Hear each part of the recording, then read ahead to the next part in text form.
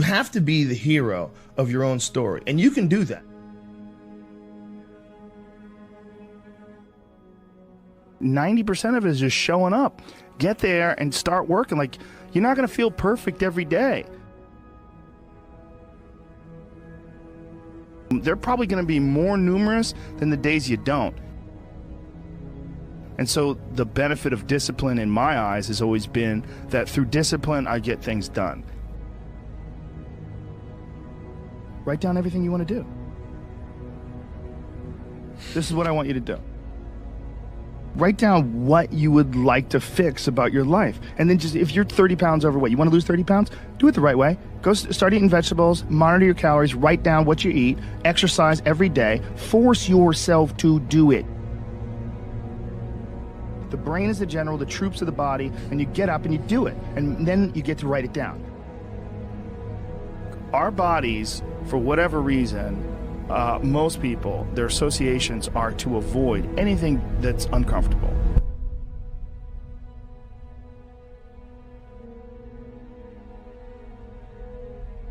It's so illogical, because when you look at comfort and you look at success and progress and the feelings of accomplishment and of getting past certain hurdles in terms of like how you feel about life, a lot of those are connected to discomfort. Like, discomfort is your friend.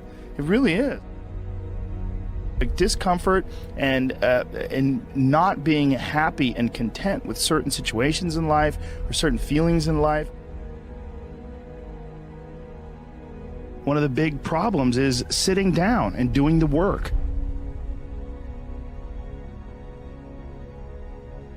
And he labels it like an enemy. He calls it resistance, you know, and that you have to sit down and you have to overcome resistance, and that the pro goes to work. And it doesn't matter if you're sick, doesn't matter if you have kids, it doesn't matter what, you're a pro and you go to work. And that just, it puts it in your head that this is what I do.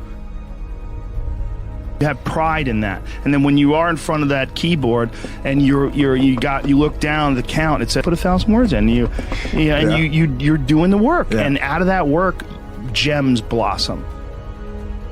And it's about resistance that people feel when you should write, or you should paint, or whatever you should sculpt, whatever these things are that you pursue.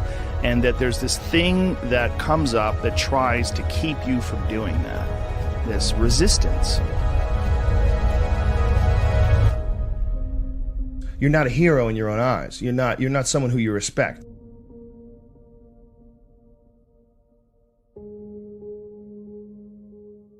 You know, you're doing what you got to do to get by, but ultimately you're not respecting yourself. And I think we all have a certain amount of appreciation and respect for hero figures. You know, like, we all look at like the guy who never lies and always does the right thing and fucking helps everybody out, and that's the John Wayne character. You know, that's the ultimate hero.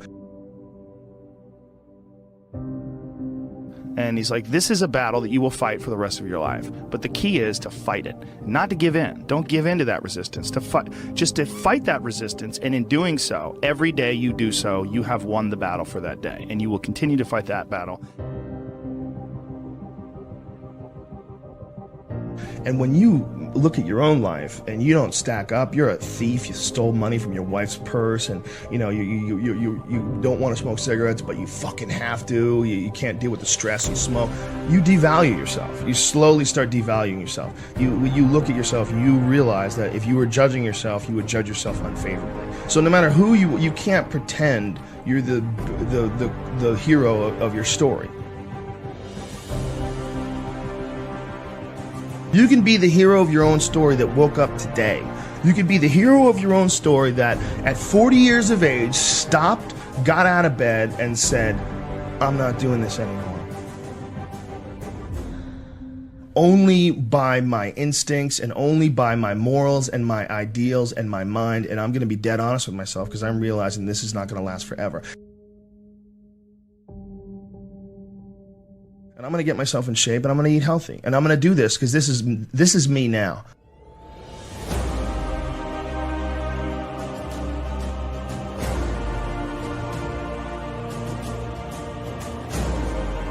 I decide that this is me. And people have to realize that you are not your past. You are not all the times you fucked up. You're not all the times you were drunk. That's not you. What you are the person who's learned from a great deal of experience. When you're alone with your thoughts, you get an idea of what your thoughts actually are. If you live your life just acting constantly on the momentum of other people's expectations, of you wanting to be liked by these other people, you can run into a trap, and you set up a life that you didn't really want.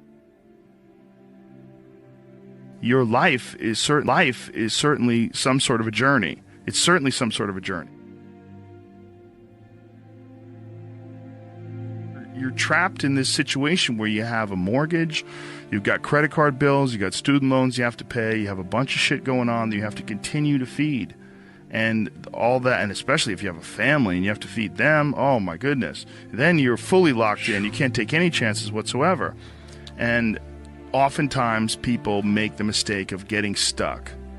And it is just a tactical mistake, just like it would be a mistake if you got stuck on a video game.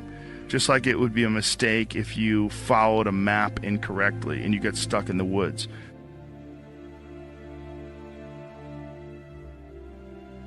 Your life is certainly some sort of a journey. It's certainly some sort of a journey.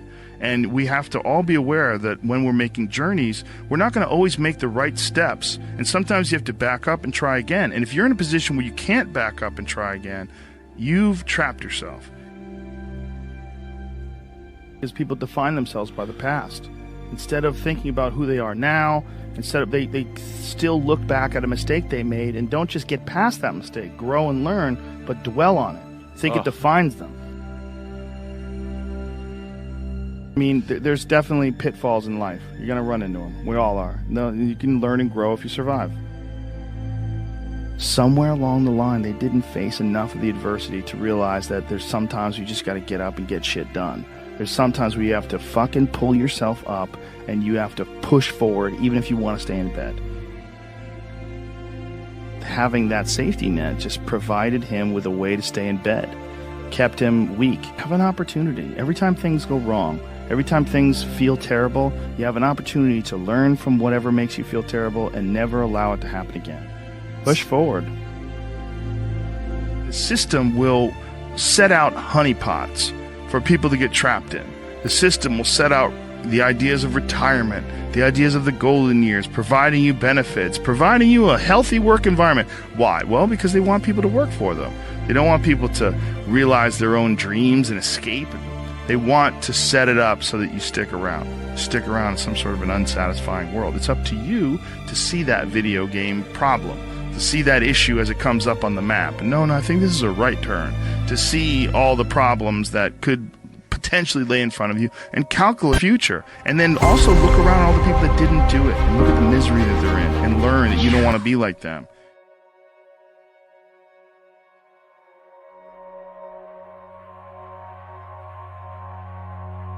And most people get stuck in these patterns, or they define themselves as a person who doesn't follow through on their ideas, or a person who doesn't pursue their real interests and loves.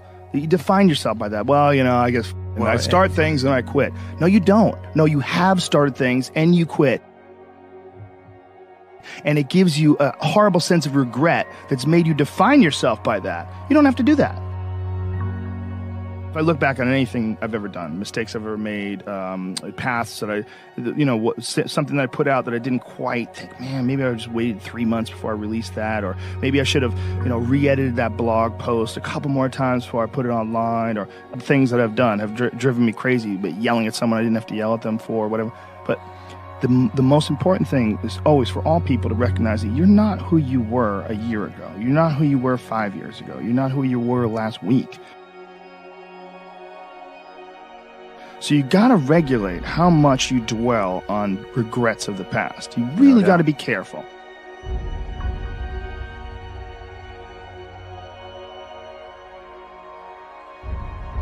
It's also directly proportionate to the amount of hardships that people face in life, their ability to face hardships. You know, and there's a lot of folks that live life on a cushy cloud of marshmallows and bullshit, and then one day something goes wrong.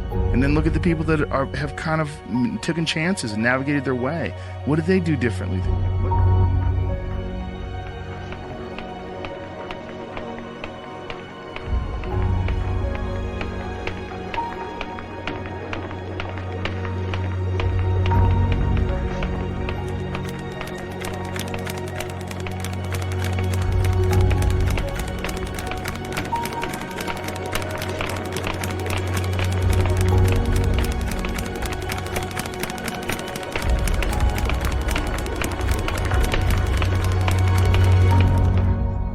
What insight into their own mistakes are they willing to delve into that you're not, that you step back and you go, you know, I just don't want to look at myself that closely.